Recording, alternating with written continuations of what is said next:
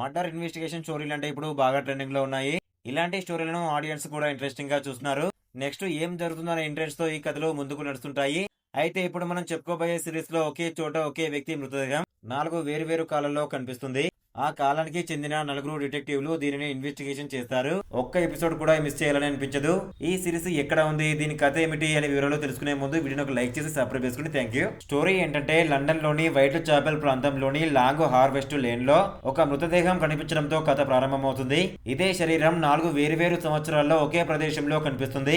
4 వేరువేరు డిటెక్టివ్లు ఈ మిస్టరీ కేసును దర్యాప్తు చేస్తారు. మొదటగా 1890 విక్టోరియన్ కాలంలో ఒక డిటెక్టివ్, 1941 రెండవ ప్రపంచ యుద్ధం సమయంలో మరో డిటెక్టివ్, 2023 కాలంలో మరో డిటెక్టివ్, 2053 భవిష్యత్తు కాలంలో ఈ కేసు ఇన్వెస్టిగేషన్ సాగుతుంది.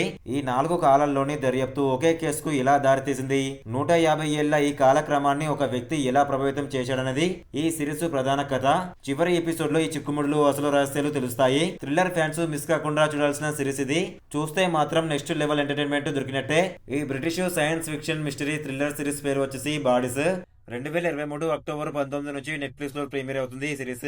ఇలాంటి బెస్ట్ మూవీ రివ్యూస్ కావాలనుకుంటే ఇన్స్టాగ్రామ్, టెలిగ్రామ్, వాట్సాప్ లో జాయిన్ అవ్వండి. బెస్ట్ మూవీస్ వస్తాయి ప్రతిరోజు. డిస్క్రిప్షన్ లో లింక్ ఇచ్చాను, జాయిన్ అవ్వండి.